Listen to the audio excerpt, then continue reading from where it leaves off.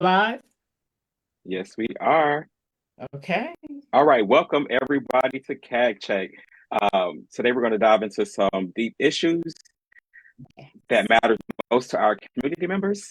I'm your host. I'm your co-host Sherman Hardy. Tonight I'm joined by Tanya Wakefield, Derek Holmesley, Donna Goodman, and of course I said myself. And Levon is going to be back with us. I think next week. Today we're going to be tackling uh, some pressing concerns that have surfaced in our community with regards to the new school year and the technology and bus issues. As students head back to school, many of our parents in the district are facing significant challenges with the online registration that are causing their children to endure long, exhausting commutes that sometimes last 2 to 3 hours. These issues are not just inconvenient, they're impacting our children' ability to learn, their daily routines, and their overall well being.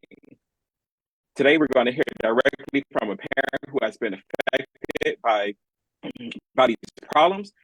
She will share her personal experience and her frustration encountered while trying to navigate these challenges. Later in our show, we'll be speaking with David Owens of Fort Washington Forward, who will update us on their efforts to stop a warehouse from being built in our community. Stay tuned. You don't want to miss this conversation.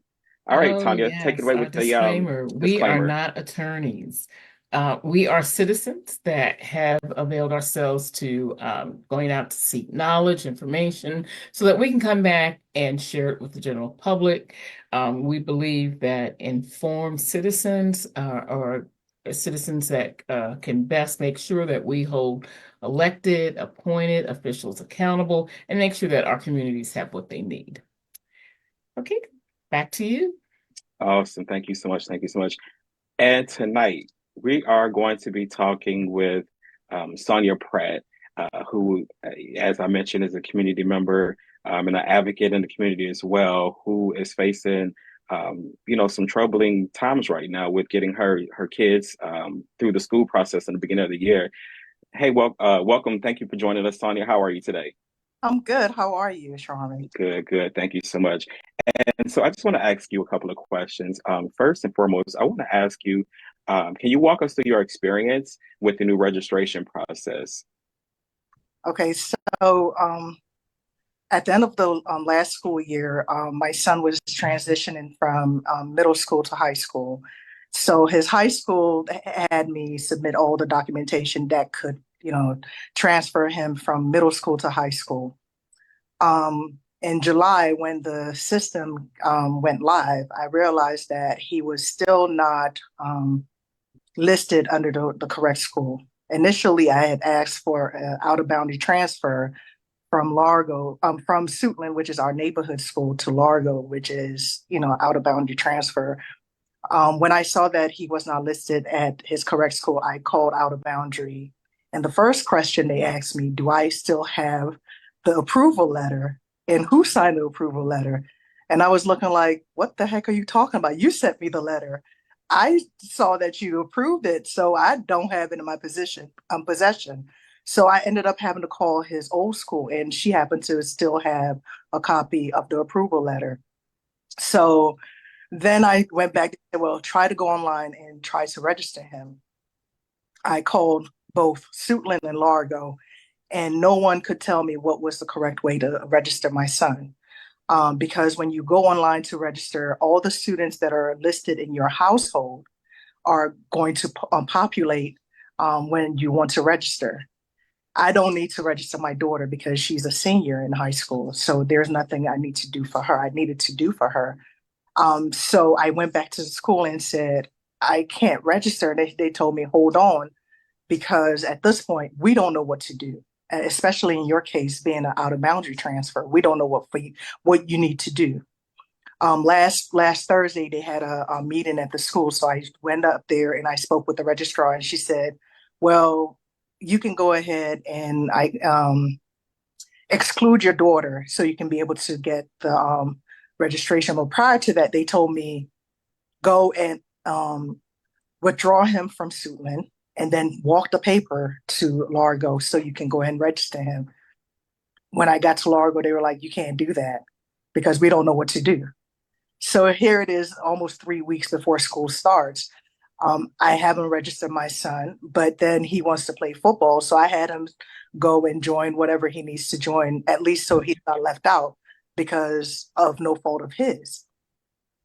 So Monday, I went, they were like, oh, well, you need to register him this way, but you need a birth certificate. But I had to ask them, this child has been in your system for the past 10 years. He's not new to the system. He's not coming from out of, he's been in your system. Why do I need to provide you with that information? I already, first of all, had provided you with all the information that you're asking. Why do I need to provide you with that? Secondly, it seemed like even if you did your registration online, the parents had to be there in person for them to complete the registration, which could be something that could be burdensome for families who mothers have 2 or 3 jobs, couldn't afford to take off. I could afford to take off and be at the school. I get to Largo, and they were like, well, go back to Suitland and go try to register him. So I went to Suitland. I spent the whole day at Suitland. So I was in school on Monday, the whole day.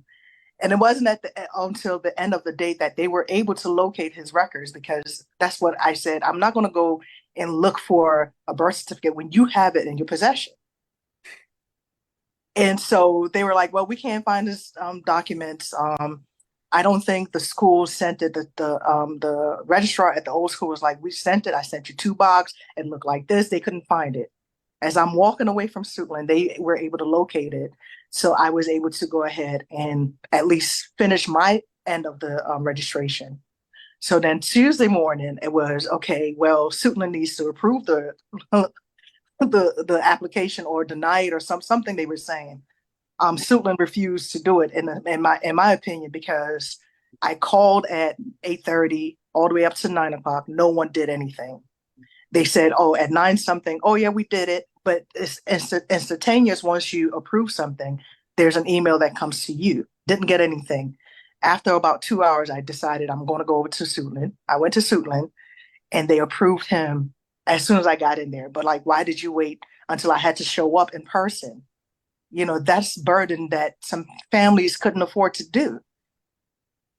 So that has been my thing. Today was his first day of attending class. This morning, he got his schedule, because even though he was registered yesterday into Largo, it has to process overnight. And then today he was able to get his schedule. So he started classes today. Okay, so that's good. So at least he was able to get, registered. But through the process of that, I know it had to be irritating to get conflicting information from a school system that you would ordinarily think are communicating with each other. And from my understanding with some of the meetings that I was in, they specifically designed this or purchased this new software so that there would no longer be a paper process, because they said this was more efficient. Let me ask you a question. By any chance, did you create a duplicative registration or go online and okay, because they said that was a majority of bulk of where their problems or concerns were. My case was not a duplicate application. My case was when they told me to go to Suitland and withdraw him, I had to come back and reapply, into the system, because all his information is already in the system. When they withdraw you out of the system, that means they just completely wipe you out. So he was no longer in the system. I couldn't see him on anything. So I had to go back and do the application over. So it was not a duplicate application, because I think I'm mindful that I don't want to nobody wants to do 2 applications. So I was very mindful in the way I did what I did. Okay, that's understandable. And did you all face any transportation issues, or you just had mostly registration problems? For us, we are out of boundary transfer, so they are generally going to I have to provide transportation. So we don't have no transportation issue, but it was frustrating, the fact that I had to spend my whole day on Monday at Suitland. And at the end of the day, I don't know, he works in the registrar's office. He said something to me, and it made me think, on the advocate position, what if I was one of those families that was facing maybe domestic violence or something like that? He was like, well, you should have his birth certificate. You should have all his documents. What if I had to run away from my home? And this is like Oh, for right. me having to do my application for my child. That wasn't something I was anticipating at the end of May when I gave all the documents. So for you to come back and talk to me like that, I had to say, sir, excuse me, you should not be talking to me like that, because in the first place, I did what I was supposed to do. I registered my child. I gave all the documentation, including my mortgage statement and everything else, in May, in hopes that my child will be in school first day on Monday. But due to the information that you all gave me, you all told me to go ahead and withdraw him from one school, go register him with another school, because you guys didn't know the system. Nobody understood the system. Wow. Even student accounting didn't understand the system. Because I called 3 places. I called Largo, I called Suitland, and I called student pupil accounting. And they were all giving me just about the same information. Withdraw him, withdraw him, withdraw him. And then I end up facing what I face this week because you told me to withdraw him. To do what? It didn't help me at the end. Right. Yeah. I'm sorry that you face those issues. Is there anything that anybody else on the chat wants to ask? Donna and Yeah, I Derek had have my hands hand up. raised. You kind of answered part of, because I was trying to understand what type of out of bounds school request was this. Was it due to, special needs? Was it due to, a sport or something of that nature? But when you said that, when you mentioned that your child was transferred in that manner, that told me that it was not a special needs child that No, needed he's not. to, No, he's not. He's not a special and needs that they child. didn't have transportation. Yeah, he Okay. doesn't have. On my daughter's profile, it says there's transportation, but she'll have to wake up at 5 o'clock and stand at District Heights Elementary at, I think it's like 5:59. That I'm not. No one gets a teenager to wake up that early. First of all, I told mine wasn't even a teenager, and they tried to tell me they were picking my son up at 4 something in the morning. I said, like heck you will. That's too early for a child. That is too early for any human being to get up. No humans should be up that early. See, my team knows that I'm not an early person. I'm the only one, but no, 4:30, absolutely not. Yeah, Don't do 4:30. Teenagers don't tend to want to wake up early. So imagine humans. No, normal humans don't. Especially the ones that are at my house don't want to get up. Right. Yeah. Especially my daughter. So they have her transportation for her, but she's always caught the bus to school. So she just has her own routine. She gets up and goes to school. But the transfer, I just wanted him to be with his sister because she also goes to Largo. So that's why I asked for that transfer. But the sister has transportation, but he doesn't? No, because I don't know, because we're waiting. I think they say they only do transportation. I can help you with this when y'all ready. Go ahead. Okay. Go ahead, Derek. No, I ain't mean it like that, Donna. Hold on a second. Okay, so let's backtrack for a second. Unless they have changed the process since I've been there, what it sounds like your son is under, should be coded under, is what we call a special transfer. Okay, when a child is a special transfer, all of that information in the old system in SchoolMax would have been transferred to Largo. Okay, once you got the approval letter, right? Yeah, it should have. Okay. The reason it is lost, and the reason that they cannot, neither school could tell you where your child's information was, and it seemingly was lost in the system, is because this new system, Synergy, which is taking the place of SchoolMax, with what I'm being told, and Tanya's IT terms, is not handshaking with each other when they transfer the information over. It's not jiving. The two systems are not talking to each other, okay? So as a special transfer, once you got that approval letter and all that information went through the system, your son technically is not given transportation unless what you can do is if say your daughter has a bus. So any bus stop that is the closest bus stop to where you guys reside, your child or your son as a special transfer can ride that bus as long as there's room on that bus for him, as long as he's accessing that bus at an already established bus stop and he does not get on that bus and cause any behavioral problems that would interfere with the transportation and the safety of that bus. So why you're going through what you're going through is historically in school max, the download happens on July 1.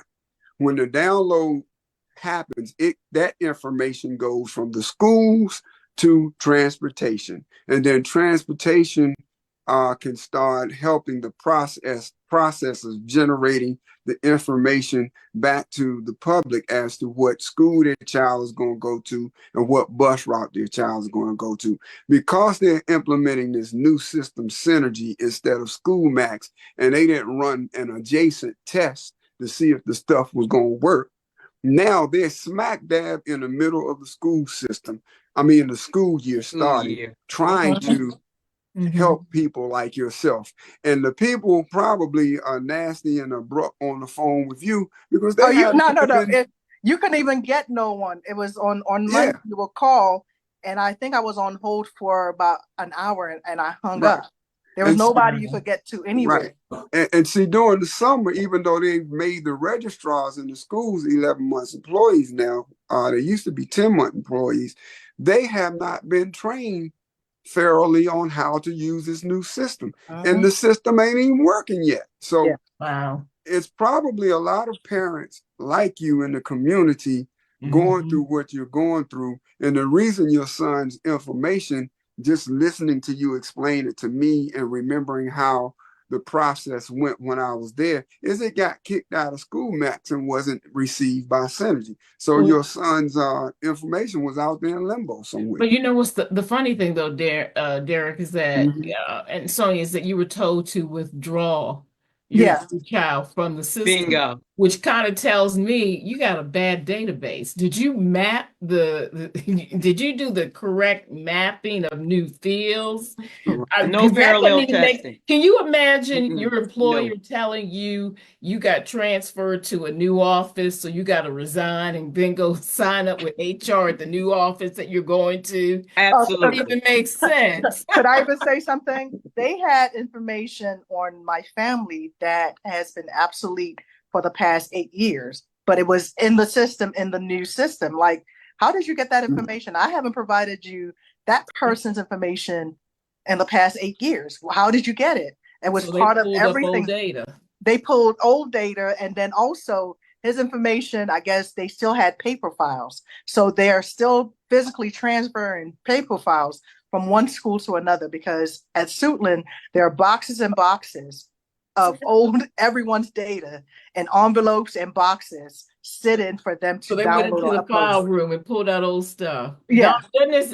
Donna used to be a programmer. Doesn't it sound like they didn't do They the didn't do mapping of the data in the new system? absolutely, nor did they do a parallel test. We didn't let anything go anywhere until we had pulled that database down. We have a printout of the database. We selected certain individuals to test, and we ran testing from beginning to end to make sure a new student, a transferring student, a special needs student with transportation, students not without special needs but going because they were tagged or something of that. There's no way that should have passed muster. They just haphazardly threw it out there. And the mere fact that they told you to withdraw that child, let me know right there. They got both old and new data there. Exactly. That's what I said. Yeah, their whatever the migration plan was, Sonia, it was just whack, because they looked at you know, when you have a database you look and see the database has certain columns within the tables and everything. And when you're migrating to another system, you have to do a apple to apple mapping of the current data to, and it sounds like that's not what they did. The fact that you had to withdraw, you created a whole new record by Exactly. sorry, and I'm not laughing. I'm not, but just it's almost comical with the way they've, and I understand they're trying to do the workaround because things aren't working, but it's like how we said last week. They need to look at these project managers that are overseeing.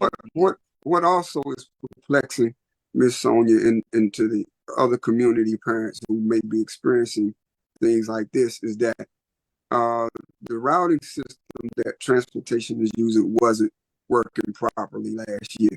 And they were trying to get that fixed and to take SchoolMax away, which was somewhat working and jiving with the routing system from transportation, and introduce synergy in the smack dab middle of the start of a school year has complicated their whole process. Now, I'm just going to speak from my own experience working there when we're talking about these merges. Once school gets started, then you have people like yourself and other parents and students like yourself whose information isn't right now. This is going to go on all school year. Because but they should have had that testing done far enough in advance. Yeah, that I it didn't even come near the school year. I agree. But Well, you know, there may it be sounds like hiccups. they But tried what to happened? do the testing. This, Hold on, by them having them put new data in, they're basically using the parents to go ahead and get the database with the right information into the, and they'll probably eventually discard the old information so they don't have to. Well, I think they tried to run a parallel or try to see if this system was going to work, but nobody knew how to make it work. So that's why it took so long for parents like Miss Sonia to get there. You said you didn't find out anything till like later in July, right? Yeah, it was July when Synergy went online, and Right. they sent you the email, and you had to go ahead and, like, I guess, register your account. But once you go in there, it tells you. And a funny thing, you were talking about old data. They still have my two other children that have graduated. One graduated in 2022 and the other one in 2016. They're still listed as part of my profile. So old data is still there. That's true. So Very true. Look, they were mapping tables, Donna. They're mapping the wrong tables. Donna, tell me, don't that not sound like it? This sounds I've done data migrations. And I'm against you. And I manage these projects. First of all, it's not that serious, you know, if you know what you're doing. But this is absolutely crazy. And just like Tanya said, they're using y'all to try to put in the right data. That data should have been transferred over long before even July. So there was a Donna, comment, Andy, Donna, on Facebook. Donna, One moment, please. One moment. It's probably sitting in some area. Yeah, go ahead. And it can't be mapped yet. It's probably sitting in some staging area, and the fields haven't been mapped yet. Okay, I'm sorry. Okay, so I just want to make a note because there was a comment in the on the Facebook section, and they said that there's a driver shortage, and we don't discount that. You know, we fully understand that there's a shortage, but it's the systems, policies, and technology that was put in place that exacerbated the situation. Instead of improving, you know, it made it worse. We don't not understand or not agree that there is a shortage nationwide for drivers, and I think that this country in its entirety needs to figure that situation out. But you know, I spoke with the chair for the school board, Lolita Walker, and she said that, you know, she would be happy to come onto our platform and discuss some things. While she doesn't have any power on the operations side, you know, she said that she can advocate for her district and also, you know, for her kids as well, because they're facing, you know, some of the same challenges. And she says, you know, that they have a meeting, which will be on tomorrow, where Superintendent House and the transportation team will give an update in a public session. So hopefully everybody who's here is going to be watching that. Everybody, who has been impacted by the situation, or even those who are just curious and want to know what it is that, needs to be done for our community's sake. Please watch that, and so that we can, take some action if needed. Also, of course, she says she wants to get through the first week of school before she comes on and to have different updates. But she says she encourages viewers to leverage the Transportation Resource Center for documenting concerns and securing a resolution, and get a number for reference. She says that ensure that Parent View is updated for the contact information. She also says to download the Stop Finder app and also register for the school messenger. So hopefully, that will be helpful, and we can get this information to you all in the chat of this message, so that way you'll be able to click on those resources as well. In addition to that, Sonia, we want to thank you so much for coming on and sharing your experiences with us. We truly You're believe, that it's crucial that we hear from our community on what they're going through, so that we can make Prince George's County a better place. Thank you, and good night. Take care. Good night. Thank you. Thank you, You're Sonia. welcome. Thank you. Bye-bye. All the best to your kids. Thank you very much. Absolutely. Hey, Bye-bye. Sherman, Awesome. Yes, Sherman, can I say one thing about what sure.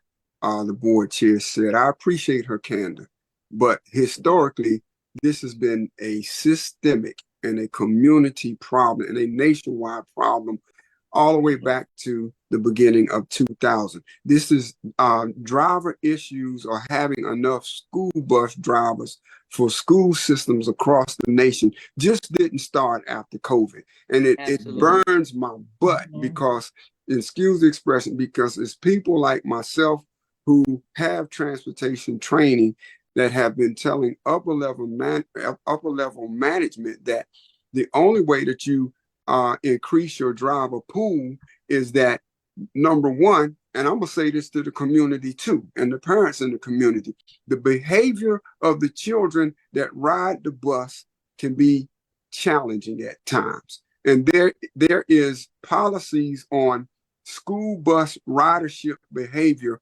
which parallels the school behavior that your child is supposed to display in the classroom. If your child is not displaying the proper behavior on a school bus, which is moving down the road, then their school policy has always been that that child can lose their riding privileges on a school bus, because they wouldn't allow a child to act out in the classroom. But that is happening in both places now. We have lost the discipline of our children. We have lost the respect of our children for the adults who are in charge when they're in the classroom and on the school bus. And frankly, school bus drivers are afraid to drive, especially middle school and high school kids, because they don't want to get their behind beat or hit upside the head, or forced to defend themselves and then lose their job because they defended themselves, and possibly face charges for hitting a minor back. So I'm speaking to Prince George's County Public Schools and all the other school systems around this nation. We need to pay our school drivers a more commensurate rate for driving the school bus, and we need to support them in terms of the behavior ridership of the students on the bus. Until that happens, you are not going to have enough school bus drivers across this nation, just not for Prince George's County Public Schools, but across this nation. And let's say that for teachers too, because it goes for it goes for every employee that is touching our true customers. All of your school-based personnel, they need to be paid right, and you're right, feel safe in that classroom. That's right. Yes. All right. That was a very robust and healthy conversation. We will definitely be reaching out to more officials to get them on, or attempt to get them on, so that they can be a source of information for you all, because that is our true goal, is to educate, and also to provide oversight as watchdogs. That's really what we do here. But tonight we are joined by David Owens with Fort Washington Forward. He is going to be talking to us about some actions they are taking in the Fort Washington area with regards to some developments. David, thank you so much for joining us. How are you today? It's good to be with you, Sherman, and the group. And yeah, we're busy over here. I mean, we've got a development issue that we feel. Can you lift your camera up just a little bit for me? I'm sorry. How Thank about you. There you that? go. Hey, there you go. You We got can see you know have me cut off at the top of my head, huh? Right. I want to make sure people know that's David. All right, Yeah, go yeah. ahead, David. I'm No, sorry. Go ahead, David. I'm no, I sorry. appreciate that. No, we've got a development issue over here, and Prince Georgians are familiar with this. These warehouse developments that have been tried in other places. Well, this is Livingston Road, that area that is down 210 between the Palmer Livingston Road exit and then the Oxon Hill Old Fort Road exit. So those pictures that you're seeing right here is this weekend we had about 40 people out along Livingston Road because the developer Prologis is trying to build a logistics warehouse along Livingston Road. And for the people who may not be familiar with what a logistics warehouse is, and I don't want to talk down to anybody, but it's part of the American supply chain. I mean, you got big trucks that come in, they drop off inventory, and then they leave with inventory and take it somewhere else to its final destination. Our concern here is that if you're familiar with this area where Livingston Road is, and for Fort Washingtonians, we know it. I mean, this is sort of our main street future right here between Livingston Road and Old Fort Road / Oxon Hill Road, excuse me, about a 1 mile stretch. There's one thoroughfare along this area, and it's a cut through area that people drive through every day. And it's really difficult to imagine that 18-wheeler trucks, heavy trucks, would be coming down this one main thoroughfare, along with all the other commuter traffic and the commercial zones that you have there and the residential zones that you have there. So there's just not enough space for what the developer wants to do. And that is our issue. There's a lot of issues with this, but that's our primary issue. The space that they need and that they want, they don't have. They're still trying to jam it in there. And we're hopeful that the planning board and, quite frankly, the county council gets involved in this to try to stop it. Yes, and that was one of the questions that I was going to ask you is what step in the process are they in now? Has it gone to PHED or the Planning and Housing Economic Development Committee? Yeah, so on September 5th, there's a planning board hearing. They've started this process. It's already been through what they call the SRDC, the Subdivision Review Committee, and Maryland National Capital Park and Planning, Community Planning. They've looked at it, and so they have pushed it along. And now in September, next week, next Thursday, it's going to be held before the planning board. So that is where we are. Has Park and Planning, have they given it a favorable rating based on the design and the the traffic studies and all the other things that have to go through for this process? They've approved it with some conditions. The technical report is not out yet, but the general information that we have is that there are a few things that they're going to have to do. The technical report is not due to come out until tomorrow. So on Thursday, tomorrow, we'll get a look at what some of these quote, conditions are. But as people on this call know, I mean, when you get to that point and they're saying it's approved, the momentum is heading in the direction of approval.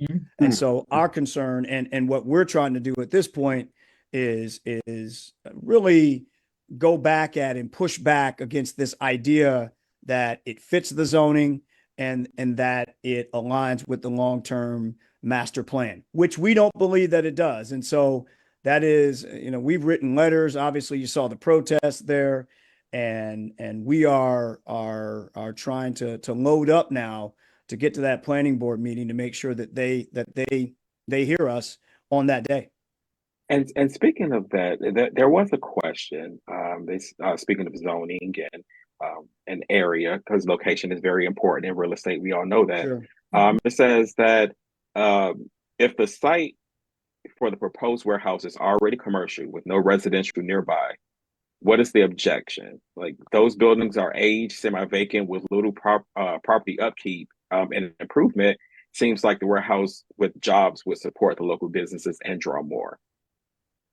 Well, here's what I would say to that. Number one, it's zoned industrial. And so I don't know what the question said, maybe commercial, but it's actually zoned as an industrial zone. But I think that's kind of to the point of that, to the spirit of that question. I think that's kind of a oversimplification of the issue there. Yes, it is zoned industrial, and this is an industrial build. Our concern, there's two issues here. Number one, the zoning in question doesn't meet the parameters that the zoning code has in place for industrial zones. What I mean by that is industrial zones are supposed to be set apart from commercial, high traffic commercial and residential zones. This is not. That's right. This buttresses two commercial zones right there on Livingston Road. It also shares Livingston Road with about 20 commercial zones, the shops at Livingston Square, and there's a townhouse project that has already been approved with 80 units all on the one thoroughfare in the Henson Creek Transit Village. And that's the area we're talking about. Our opinion and our pushback to that is that allowing 18-wheeler trucks or heavy trucks along the one thoroughfare in that area is not a good idea, especially when you consider the road that is there now is pretty saturated. And so that's our first issue. And the second issue is that it doesn't align with the county's long-term development plan for this area, which is, the master plan, the Henson Creek South Potomac master plan. And that master plan says that Livingston Road should be a pedestrian-centric main street with a connection to Henson Creek Trail, with traffic calming, on-street parking, and a modern healthcare facility. And so what we're saying is if this is approved and you're going to have 18-wheeler trucks up and down the one thoroughfare with all of that other stuff, the long-term master plan is done. It's over. It's you might as well kibosh that. And if you're going to do that, you need to tell residents that. You need to let them know that the plan that we have for you, we are not going to follow. It is not going to be something that is going to exist because, quite frankly, it's going to be really difficult to execute that long-range plan if you've got 18-wheeler trucks coming up and down Livingston Road 24/7, 365 days a year. And so those are our issues. That's granular. I get it. It's not sexy, stuff.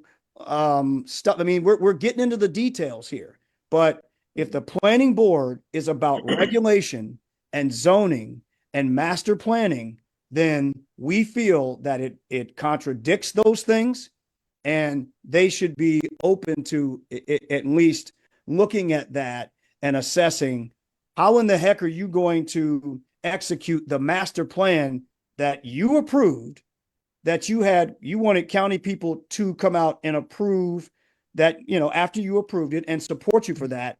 How are we going to do that? And if we're not, why do we do that stuff in the first place? So, that is where we are, and we're ready, for that particular debate, which, might be an uphill battle, but that's where we are. And I know that Tanya has a question that she wanted to ask or talk to you about this topic. Sure. But what exactly is the community hoping in place of this? It's a great question. So first of all, we think the planning board needs to deny this application. That's the first thing. But secondly, what we would like to see is that the planning board go back and recommend that the applicant, whether it's this developer, which is Prologis, or a future developer, do what developers are supposed to do, which is come together with the community and build something that is beneficial for all stakeholders. And you do that by abiding by the two guardrails that we have, zoning and the master plan. So Prologis builds these biomedicine campuses in other places. And what they do in those situations is they take hospitals and they marry that up with the academia world, with the research world, and they create a campus. You can do that on an industrial zone. We've already got a hospital in the area, Adventist Healthcare, that has talked about building a hospital campus in the area. That's why the master plan even says that. That right there, you're 1/3 of the way there. And so if we're looking to build something that creatively and innovatively can help the entire community for 50 and 100 years to come, and it supports the master plan, and it can support zoning, then why not do that? And that's the kind of what we feel, the kind of innovative and creative planning that needs to be done here. Right now, what they're trying to do is they're trying to create an industrial warehouse where trucks go in and trucks come out. And what their hope is that the county doesn't want to fight, and they don't want to fight them, and they don't want to get into this messy, it kind of says industrial, and maybe there's a lawsuit, and we don't want to deal with it. That's what they're hoping is. That's what their hope is. The problem with that, guys and ladies, is that residents are the ones that are going to pay a price there. And the commercial businesses along Livingston Road and the townhouse developers that have already been approved to build their 80-unit townhouses. So there's a lot at stake here. And so that hopefully that answers your question, Sherman. Question. Has the District 8 councilman, Edward Burrows, has he weighed in on this at all with you all? Yeah, he has, and he's definitely got his concerns. I don't want to. I always hesitate to speak for county council members, so I'm going to paraphrase just what I have heard from his office, that certainly the master plan matters, and we've got to make sure that we are abiding by that. I also think that he has tried to discuss with Prologis what some of the alternatives might be. And so, at the end of the day, that's sort of where it stands there. I would say this though, and this is just me personally. I'm sorry, go ahead. And have you heard it from any of the countywide members? Yeah, large members. Weighing in on, No. at large. No, or at large. No. One of the things that's happening here is, so the answer to your question, I'm sorry, I mean to cut you off. The answer to your question is no, we haven't heard that from the other at-large council members or any council members. And, right now we're sort of in that formulaic stage. And what we have heard is that because this proposal does not require a detailed site plan, that the county council is not involved in that. And so it'll go to the planning board, and that will be that. To that though, I would tell any county council member that, to me, I think they need to take a deeper dive into that this is about a bigger issue than a detailed site plan. This is a developer that is essentially saying, we do not care about your long range plan, and we don't really care about your short range plan. It doesn't matter that the road can't support it. We're going to try to put it in there. And we don't think you're going to try to stop us. And I know that sounds kind of maybe, knuckle dragging assessment of this, but I think that's where we are. And my hope is that we've got county leadership that will get involved with this and understand that, yeah, there is a sliver of technicality that says it's industrial, but there's way more going on here. This zone does not meet the county's own zoning parameters. That's the first thing. And the master plan stuff. And, which has 5, 10, 15-year ramifications here. So, that's why we protested. That's why we will continue to protest, because we feel like this will have a devastating impact on the Fort Washington community. Go ahead, Derek. It look like you have something you want to say. I do. I want to help you, Mr. Owens. Tanya helped me with this about a year and a half ago. I'm sure you're very familiar with the Colin Powell Elementary School in Fort Washington. Okay, Livingston Road, coming down Livingston Road from the Tasty Freeze ice cream place, and you come on down past the industrial area you're talking about, past Martini's, the club area, and then the giant food. And you with me? And that goes right on to Old Fort Road, correct? Yes. Okay, this is why this is a problem. I don't know who is doing the traffic assessments down there in Fort Washington, but those roads have been there since the 1970s, and they have not been improving those roads. This is a problem, again, because it butts up to the same school board issue, because you got school buses traveling that same road down Livingston Road and Old Fort Road, trying to get down to Colin Powell School to take kids to school.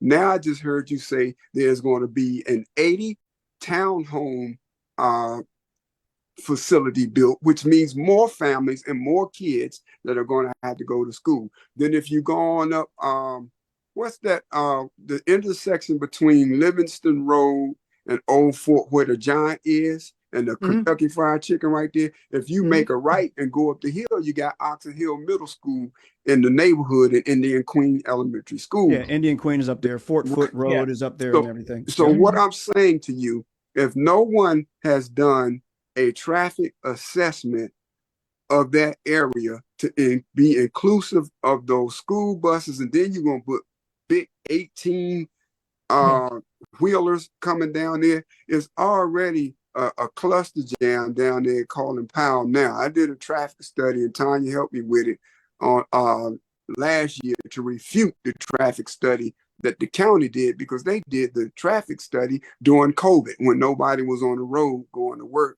and we were doing virtual learning. So I don't know who's doing these traffic studies to assess how all of these big vehicles coming down these narrow thoroughfares that have not been improved since the 1970s is going to work, because they're going to turn the Fort Washington community into a traffic log jam. And then 210 is already crazy in the rush hour during the morning, and in the rush hour on the way home. Somebody is not using their brain in terms of these big vehicles coming together with each other. So I would be highly upset if I was you in your Fort Washington community, because I agree with you.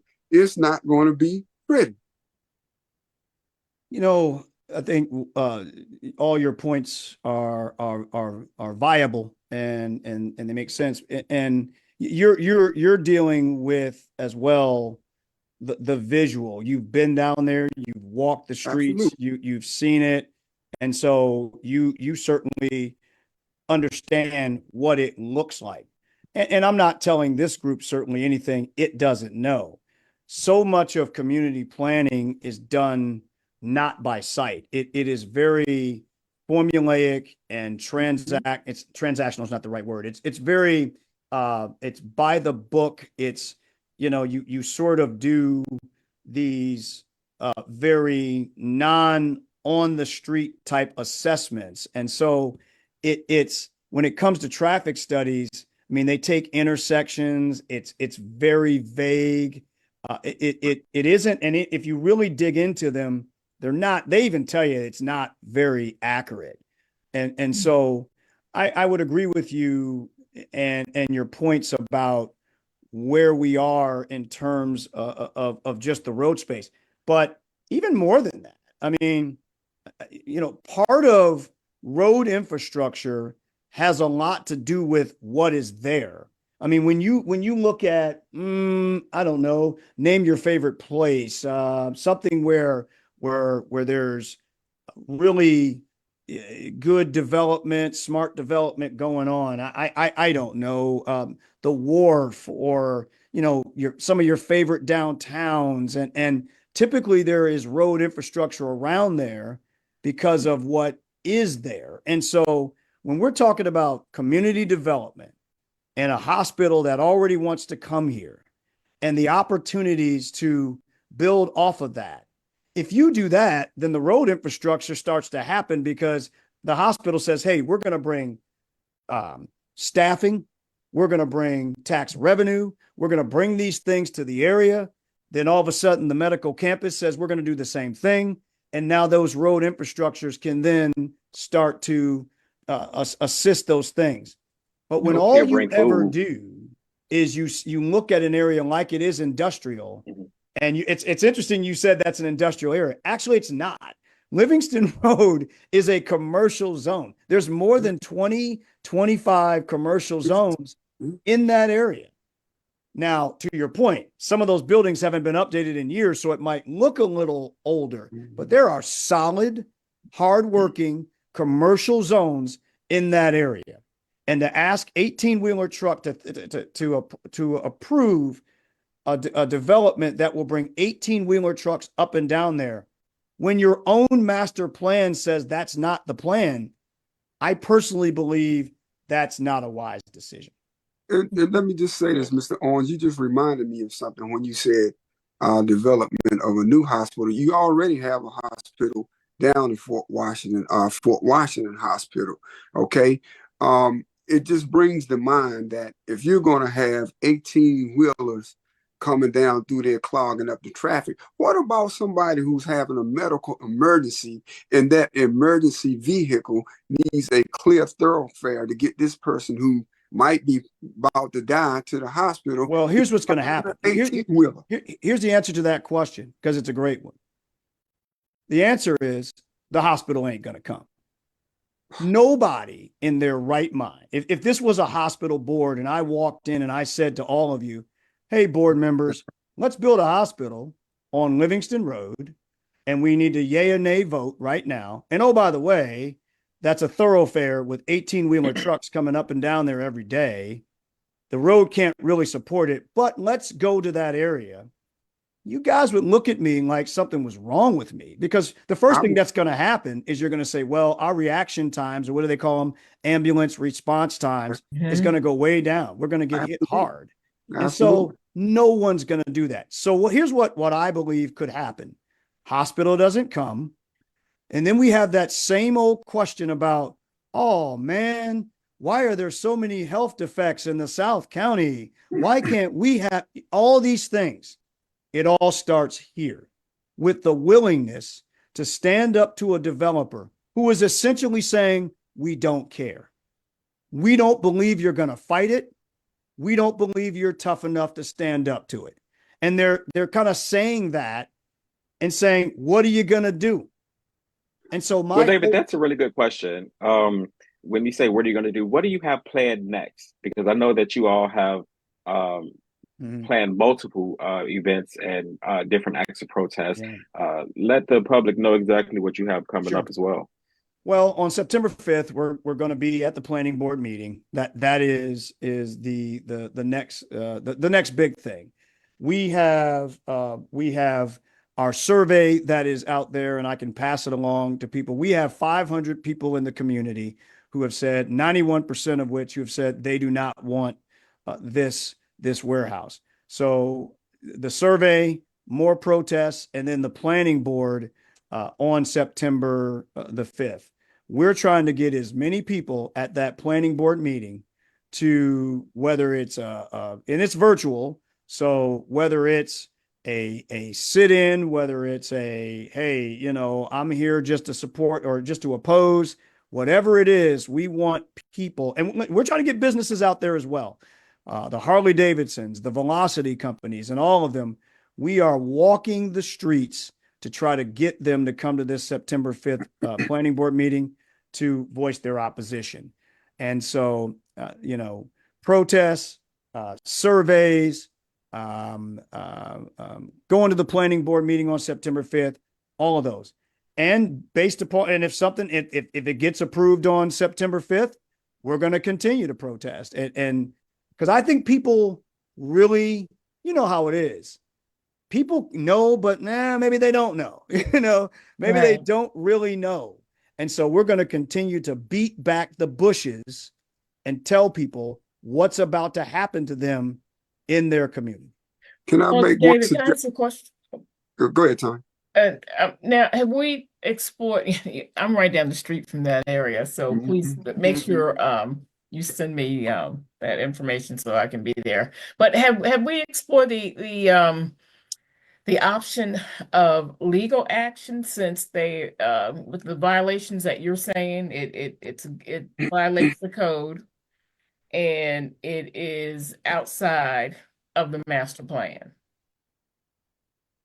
So that's always something that you think about. I mean, for Fort Washington Forward, I mean, we got some money, but we don't have that kind of money. So maybe, maybe it would be something pro bono from someone. But no, that is something we've talked about, and maybe what we need to do is discuss this with other community groups and figure out, hey, what are our next steps from a legal standpoint?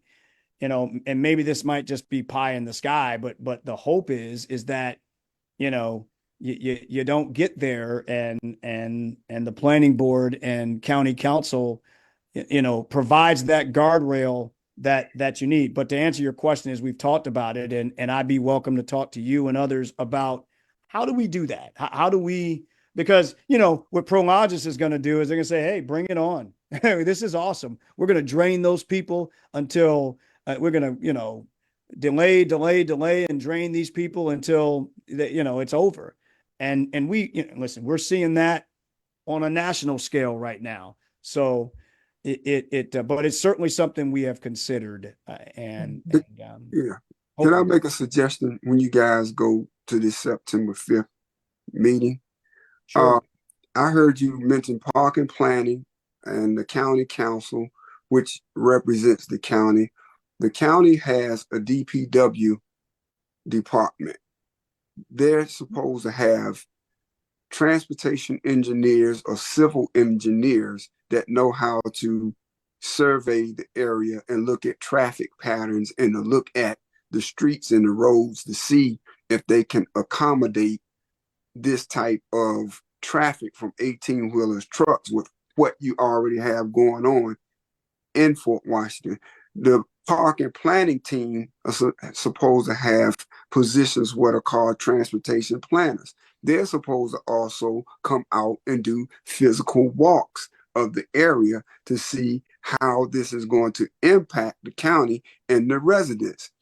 If you guys have not asked those questions of the powers that be against this developer, they need to be able to explain to Fort Washington's community that we have had our civil engineers and our transportation planners to come out and look at these roads and to assess these roads to assure the community that this can happen. And I can tell you, I'm not a transportation engineer, but my background is in transportation, and we did somewhat study that in school. There is not enough space for all of that in the current structure of how the roads in Fort Washington are. Those roads have not been improved since I was a kid, way back in the 70s, the 60s and 70s. So now longer. now you're going to add an industrial warehouse down there on top of all of what's already going on there. Y'all need to ask those pertinent questions and have them tell you if their engineers or their planners have come out and assessed the area for this.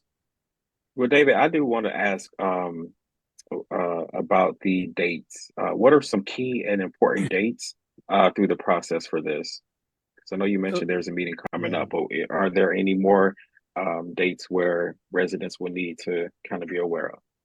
Yeah, September 5th is the next one. And again, Sherman, you can tell me how to get this information to your group.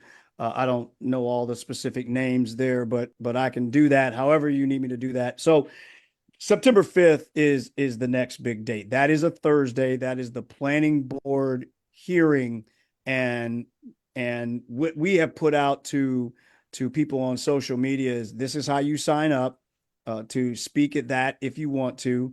You can also just view it if you want to, but September 5th at 10 o'clock in the morning. Now, this is the last thing on the agenda. So anyone who's ever been to a planning board meeting, you know, there's no set time. I mean, that means that it could Right. be 1 o'clock before they get to it. And sometimes that's done, in my opinion, I think that might be done on purpose, you know, to try to Deliberately. listen. You know, I got a job now. You know, I actually have a job.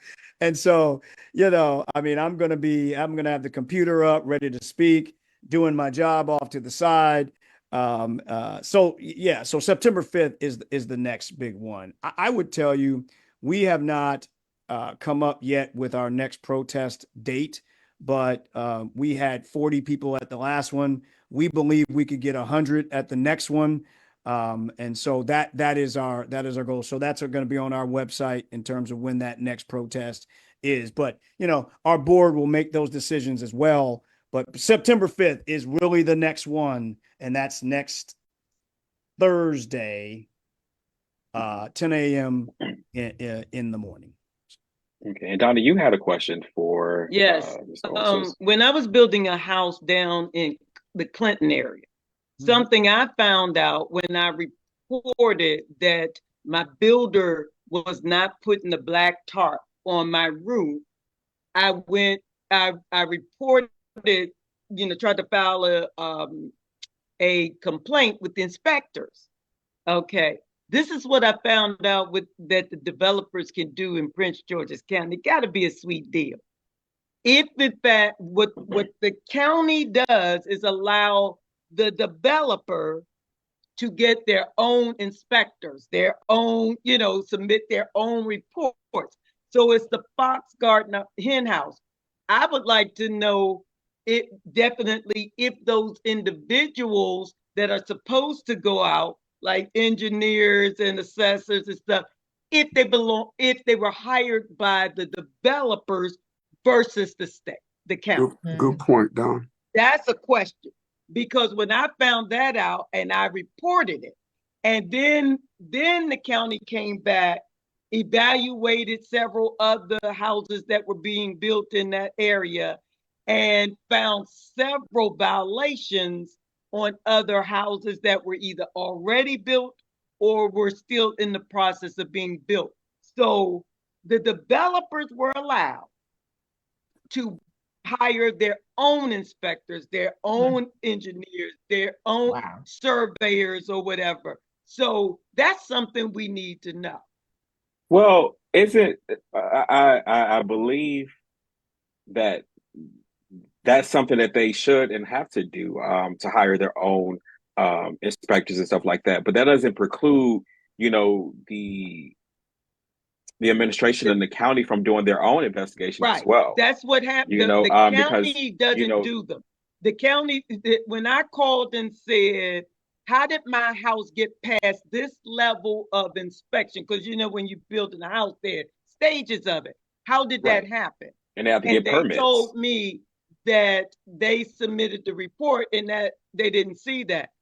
And I was like, wait a minute, you got the Fox Garden and hen house.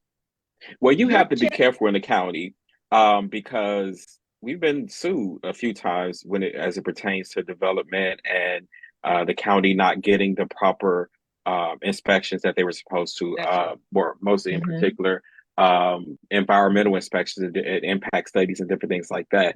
So I wouldn't preclude it and say, you know, that you know, this isn't something that they're not doing. Request the information. Who did it? How were they paid?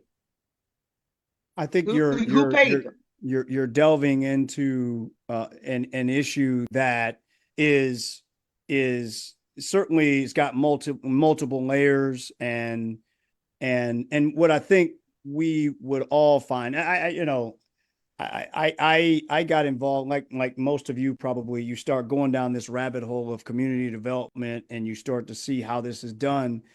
And when you pull back the curtain, you're like, wow, okay, this is how this is really gets done. And what you come to really find is that from a development standpoint, that there's a lot of what am I trying to say? The developers got a lot of leverage in these things to the point that the young lady made. Yes, they got to go out and they got to do the traffic study, and they should. They have to do that. They have to go out and do engineering surveys and all that stuff. That's part of the payment. Where does but if someone comes back and says, yeah, we did a traffic study and they can turn trucks on that road, we got it. How would I know, or anyone know, that that's bogus? I'm not an engineer. I wasn't okay. You can do a FOIA request and ask for the name of the company that did that, that the survey. That's going to take a little time for what they need, because when is the decision going to be made? Well, and September 5th is when the next planning board hearing is. And so we'll see what happens there. My only point for making that, I was actually agreeing with the young lady. I mean, the point being is that, if you don't have your own traffic study engineering firm, it's really difficult to refute that. And if county government isn't involved in that, then they're going to say, okay, you guys said you did a traffic turning radius. Good. Check. The check is it's check in the box. Right. That's correct. That's kind of, but you can request. That's kind of how they ask who did it. Who did the state? Because that's what I had to keep saying. You're telling me you passed my house to go to the next phase, and I don't have even any black protection tarp over it. And he said, well, we didn't do it. Because I was raising Cain. They sent somebody back out there, not only to inspect mine, but to inspect theirs. Oh, I also wrote to, what was that paper we used to use all the time back then? Oh, the Gazette. The Gazette. The Gazette or the Bowie, yeah, Gazette. It was the Gazette. I guess I agree with asking the question, but I'm just saying, if they don't answer, doing a FOIA request, we know they wait you out on all. And it's a fair David, point. do you have? Yeah, David, and I want to give you an opportunity to have, some closing remarks. So, is there anything that you want to say, before we let you go? Just appreciate the platform, and to that final question, I think it's a fair point. It's at planning boards, they tend to deal with zoning and big picture sort of land use and plan documents. And so those things are, while it's granular, it is what they tend to focus on at planning board hearings. And so we're going to make our argument that this does not meet the requirements of those two things. So that's why we're going in that direction. I'd only close with this. I mean, to me, this is really the essence of, and I hope for people who might be listening out there, I mean, this is really sort of the essence of community development. What tends to happen is there's this sort of surface level idea that, well, it says industrial, so you can do it. Actually, no. In order to build something, I think there's guardrails, and that those guardrails are sort of dependent on, I think, two core foundations: one, zoning, but also the master plan. The county puts together Plan 2035 and all of these master plans for a reason. I mean, it is visionary. It is saying, this is how we want to build our communities. This is the plan. Not binding, but it is the plan. Mm-hmm. And if we're going to ask people, citizens like yourselves, to come out in the evening to community public hearings and support this stuff, and support planning board and county council people when they want to be elected and reelected and all this stuff, great. But when the rubber meets the road, if we're not really going to stand up to a developer that is essentially saying, we're not going to play by those rules, what are you going to do about it? Then I would tell you there's no reason to have that master plan in the first place. And so hopefully they will hear our cries. We're going to continue to battle, and hopefully other communities will see it and understand this is what residents have to do. And hopefully they'll be inspired to do it. Now, I know I was leaving you with closing remarks, but how many jobs was it supposed to create? Did I guess we won't figure that out until the study tomorrow.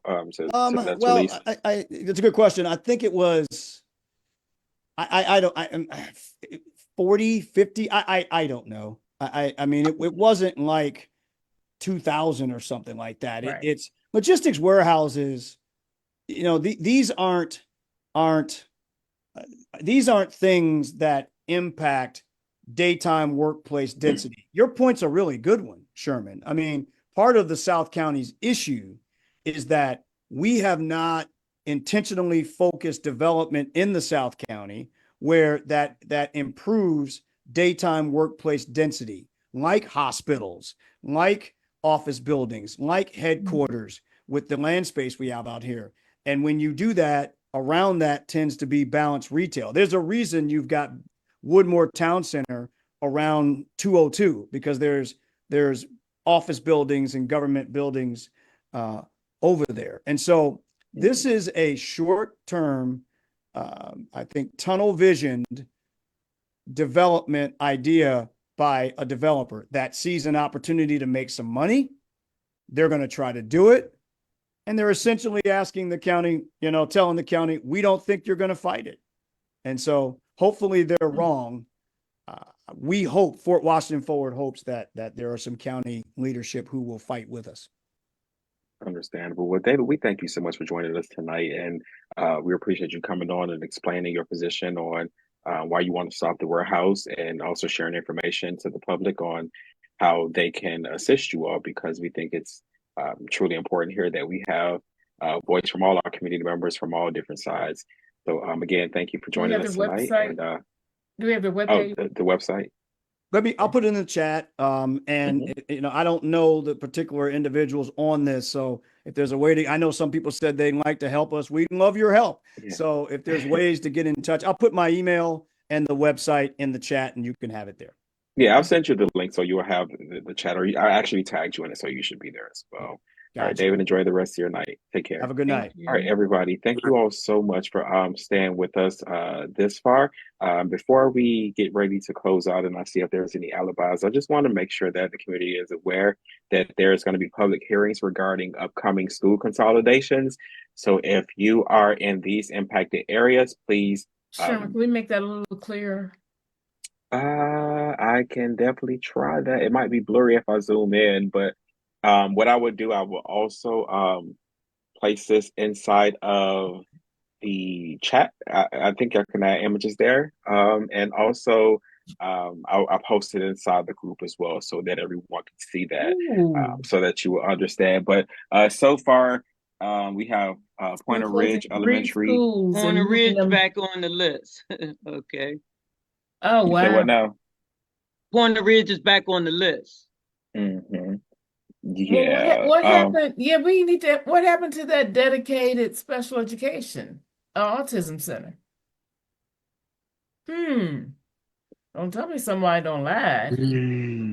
But can you put that list back up there for a minute? Sure. Yeah. Because and then I'm looking at Colin Powell. We just built that, so me too. we're gonna go ahead and overcrowd that already.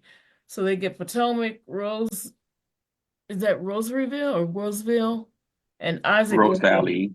Rose Valley, okay.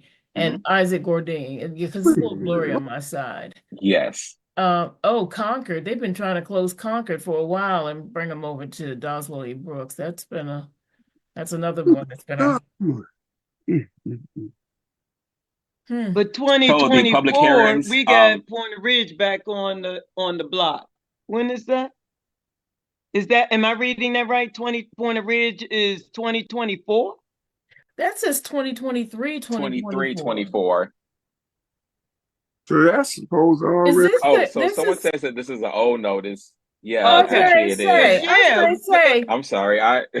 You're right, because we have talked about this already. yes. And Yeah. Levon and So I went to the meetings to,